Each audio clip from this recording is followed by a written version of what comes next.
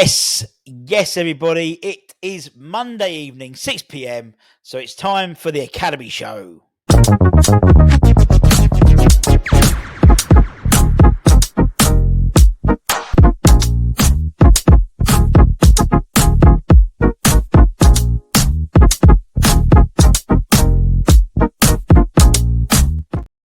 So, anyone new to the channel, we've got quite a few new subscribers. So, welcome everybody. We've over 26,000 of you now. So, thank you very much. But what we try and do every Monday is we dedicate just some time specifically for the Academy. It's a massive part of West Ham. And obviously, now with the Potter the Potter era.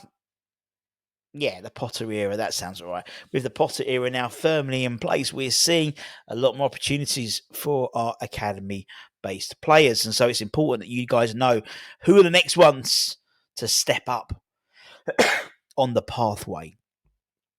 So what we do is we do any sort of contract news that's affected the academy. Then we talk about the academy players out on loan, and then we cover any games that have been covered over the week for the under-21s and the 18s. All the first team players out on loan, JWP and whatnot, we covered in Hammer's headlines. So go back and check that out afterwards.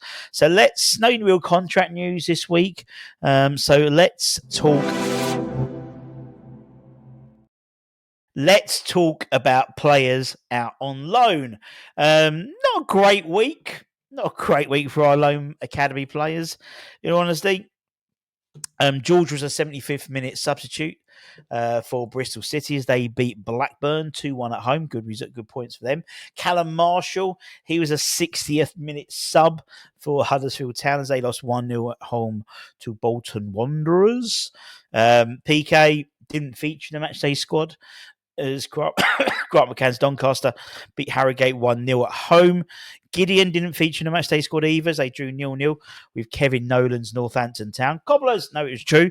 It was 0-0. My chair's just fallen down. What else? We got Mason Terry. He played the full 90 minutes as AFC Hornchurch lost 1-0 at home in the National League South to Dorking Wanderers. And as we know, Christian Heggie, he's gone back out on loan to Debrecen in Hungary. So far, no appearances. Their season hasn't started yet. They've had two friendly fixtures. He hasn't appeared in either yet, but as soon as we do, we'll let you know. In terms of games played, I mean, at the weekend, the under-18s played and they lost again, unfortunately. They lost 5-0 on the last week, and they lost 3-1 away to Arsenal under-18s in the Premier League South.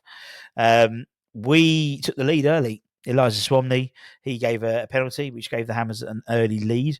But goals from Max Doman, Daniel Oritenji, and KD O'Neill saw the hosts claim all 3 points. It's fair to say the under-18s are, I know sort of the first team are very much to the bare bones at the moment. So the under-18s, in all honesty, a very young squad they've got at the moment with key players such as Edris Colin Beckis, my boy, captain Preston Fearon.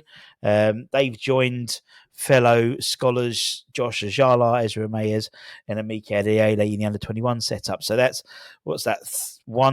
5 players who would naturally have played in the under-18s. They're now in the 21. So naturally, the circle of life means that a lot of the 16s have got to step up as well. So they are going to sort of go through a transitional period, the 18s, I think.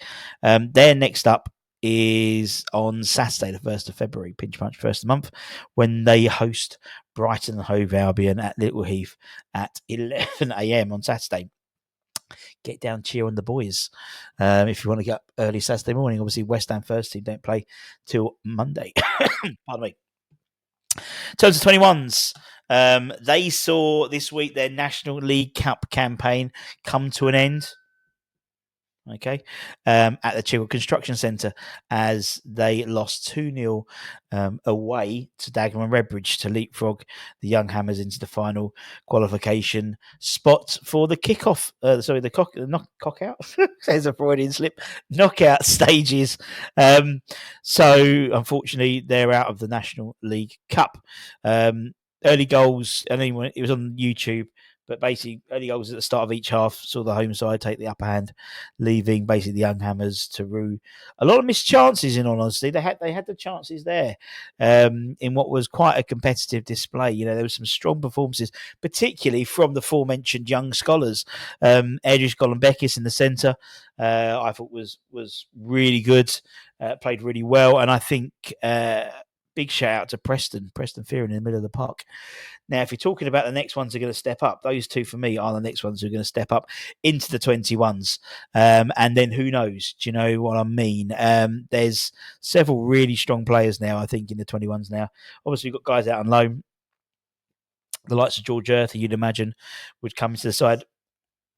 I don't see Callum, PK, Gideon necessarily making that step up, in all honesty, but you never know. But in terms of the ones below, you've got the likes of, I think, all those young scholars we've mentioned. Preston Fearon, for me, he's really good, and he's got like lots of potential. Middle of the park, very sort of wiry player. I think he would do very well eventually. Very different player from someone like Lewis Orford. Lewis Orford, I think, it's very sort of, I won't say classy, but like the way Michael Carrick would hold himself, always had time on the ball. Preston's a lot more sort of, I don't know how to explain it, a lot more rugged, if that makes sense. I don't really know what I'm saying, but he's not as he's like, he doesn't hold himself, but he gets a really good passing. His weight of passing distribution is really good. I think at the back, I think you're looking at Edris Golombekis. For me, he's someone who is a perfect Graham Potter centre half. And in if you're stacking up the academy players, I'd put him above Kalen in terms of the ability to move forward. I think he offers, for me, a lot more than Kalen does. Edris reads the game really well. He's incredibly good on the ball, not just range of passing, but can drop his shoulder and easily beat a couple of men and then distribute the ball nicely. And he's not too shabby on the old foot race as well. But I think the others, Ezra Mayers, I think he's a very good player. He recently signed, I think it was last year, his pro deal with the likes of Bayern Munich, interested in him, and he stayed at West Ham. And then Mike Adiele, he's a live wire on that wing. Can play either wing, but I think both. I think he's more suited in my eyes to the left side rather than the right side. I think the right side you got covered with Junior Robinson again, another good player. I think could make that step up. And if you're looking at someone who could deputise for that right wing back position in the first team, I think Junior can do that. He's very much more on the front foot. He's very much a Cole Walker type player on the pitch, hopefully not off the pitch, but in terms of very pacey, very forward thinking, and would give the left wing back of the opposition a lot to think about, particularly from an attacking perspective and their defensive perspective. So I think the future is quite bright in terms of what can come through. The likes of Josh Ajala, I think he's very clinical. But for me, he needs a bit more bulk. Not saying he has to be like Antonio, but even like Jermaine Defoe was a strong player. He just needs to strengthen up a bit, whether that means going out on loan potentially to get knocked back with knocked about with numbers, League Two centre halves, possibly, if it's the right club. But I think there's a good 4 or 5 that you could see knocking on the door. And then also you got welcome back the likes of Freddie Potts. He's not technically an academy player now because he's over the age of 22, I think now. So I think you see Freddie coming back from loans, a very successful loan spell at Portsmouth, and will be in a good place. And obviously this afternoon rather, we spoke about Jack Taylor, the 19-year-old centre half we were looking at from Sutton United. And you can see there's a good crop coming up. Some will say, why are we going out and looking at people like Banzuzi and people like that and not promoting the likes of these guys into the first team? I just don't think physically they're ready yet. And that's no disrespect to them. Technically, they're, as I said, I've said it millions of times. You're looking at someone like George Earthy or Lewis Orford's a good example. Lewis Orford is technically head and shoulders above Thomas Souček. But if you got them one-on-one on a pitch in the Premier League, I think Souček would have him for lunch, just from a physicality perspective. And that comes with going out on loan. I think Freddie Potts, he was in that sort of bracket, I think. And off the back of 2 very successful loan spells, I think he'll come back in the summer and will be pushing for that first team squad. Definitely in the squad, but definitely banging on the door for a first team start. He's that good, I think. And you see reports from people in Portsmouth about how strong he is playing. They love him there. They say he's one of the best midfielders they've had for years, for decades, which is quite a compliment, really, because the likes of Nico Cranchar was always a very good midfielder for them, and lots of good midfielders have come through the ranks and have played at Portsmouth, and them to say he's one of the best in the recent years, that's really, really encouraging news. And I think it is encouraging. The academy is, and because we've got a setup which will allow the ability to bring in academy players into the first team, it gives everyone a boost. It gives the academy coaches a boost. It gives the players a boost.